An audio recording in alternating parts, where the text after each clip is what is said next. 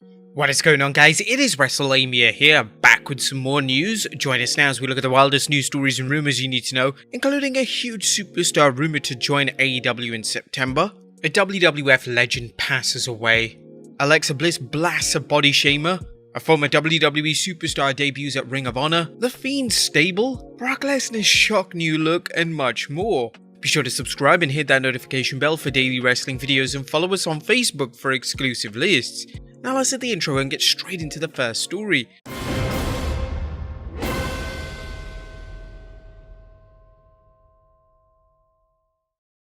Unfortunately, topping the news today is the news of WWF legend Paul Orndorff passing away.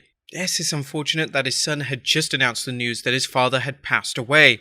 Speaking on his Instagram, he mentioned, "It is with great sadness that I announce the passing of my father, Paul Parley Orndorff Jr. He's better known as Mr. Wonderful Paul Orndorff. Most of you will remember him for his physique, many will remember for his intensity, but if you could only get to understand and see his heart, he will always be Pop, Papa, and Daddy at home. As much as many of you hated him as a wrestler, he absolutely loved you for it. He was an amazing father that showed me more love than I ever deserved. I love you, Daddy." His son Travis Orndorff also put a link in his description page for funeral expenses, so if you feel like donating, please do. We want to extend our condolences to the Orndorff family and friends during this difficult time. A huge superstar rumored to join AEW. There's some major speculation concerning AEW's upcoming show at Arthur Ashe Stadium on 22nd September 2021, and talk AEW could debut a huge name at the special episode of Dynamite. AEW, which has debuted a number of former WWE superstars recently, including Mark Henry, The Big Show, Andrade, and Aleister Black, may have something even bigger for the event. Dave Meltzer recently commented on the situation during an episode of the Wrestling Observer Radio, suggesting there's something big, and in quotations, bigger than Andrade, coming that night. AEW also has its all-out pay-per-view scheduled for 5th September, which could be where any big name shows up. AEW's 22nd September show is the big New York City event, so the promotion may be hoping that rumors of a big debut could spur ticket sales for the tennis stadium, which seats over 23,000 fans. One name that keeps coming up is CM Punk, who despite being out of wrestling since 2014 is still considered one of wrestling's biggest free agents. Punk has always kept his cards close to the vest as far as whether he'd ever return to the ring, but given wrestling's work nature, no one should expect him to show his cards until the night of the debut. Fans have also mentioned Daniel Bryan, who's been flying under the wrestling radar since dropping a loser leave SmackDown match to the Universal Champion Roman Reigns on 30th April this year. Bryan would be another major coup if AEW were to sign him, and you can be sure that the WWE would throw some major moolah his way to keep him from signing with their rival. Next up is The Rock the reason why Jimmy Uso is still in the WWE? Jimmy Uso's recent DUI arrest, his second in 2 years and third overall, has some fans wondering why Jimmy not only is still working in the WWE, but also working in the main event program alongside Jey Uso and Roman Reigns. Some fans believe Uso would either be taken off the road or even released, but so far this hasn't happened. Dave Meltzer speculated on the situation during the recent Wrestling Observer Radio, suggesting they don't want to do anything to interfere with its plans for a Roman Reigns vs. Rock program. He mentioned there's stuff that's in the plans that they feel is far too important and they don't want to screw it up. And that's the answer. But yeah, you would think third time, bad luck, no acknowledgement of it, gotta pretend it never happened.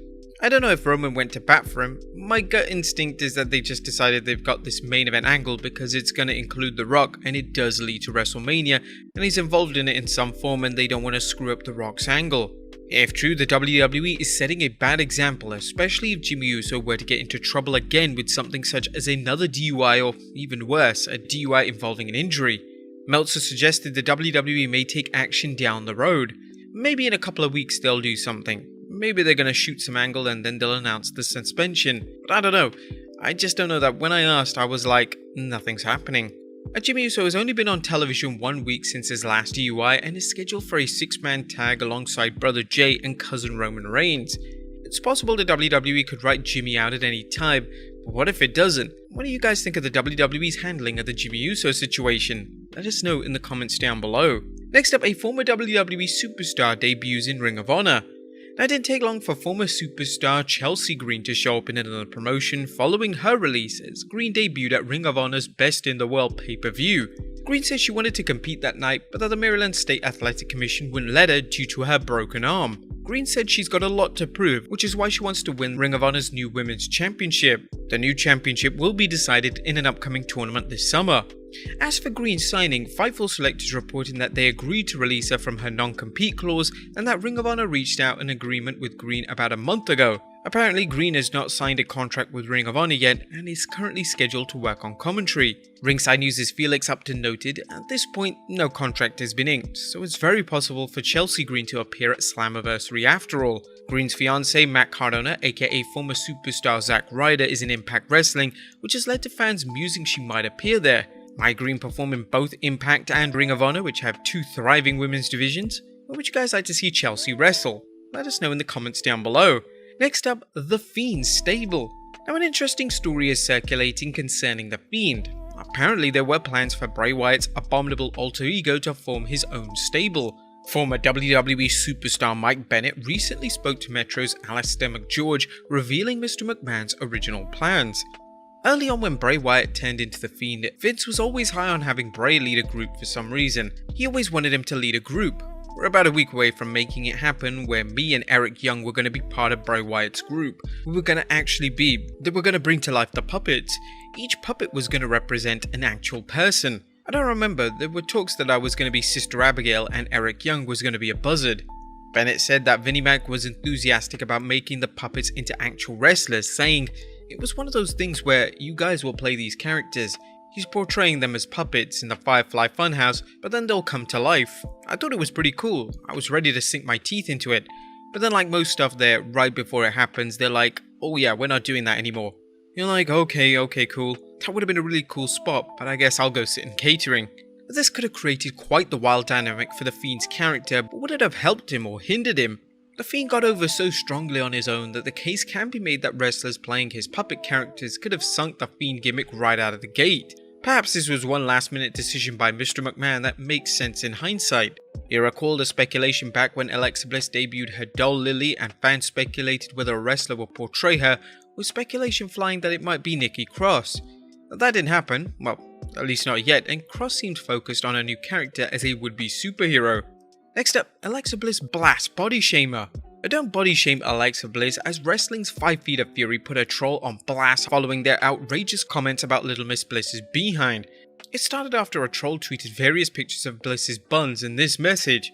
Remember last week when all of you Alexa Bliss Mary Sue said that this was just a blur effect and Alexa's rear was back? Well, take a look at NXT Bliss and WWE Bliss, and then at the edited photo, Alexa posted it and then the picture she posted today, and try say that again. Alexa responded with the following tweet. Number 1, how dare you try to body shame me? Number 2, all pics except the last one are very old. Number 3, I haven't been able to control my weight loss lately since being sick a few months ago. Number 4, all you have to say about my career since 2013 is pics of my butt? I pity you. This is just the latest example of trolling towards wrestlers, as we recently reported on trolls harassing WWE superstar Naomi, claiming that she was responsible for her husband's DUI, which is just absolutely ridiculous. When will some of you fans would get some sense into your head? And lastly, Brock Lesnar's shocking new look.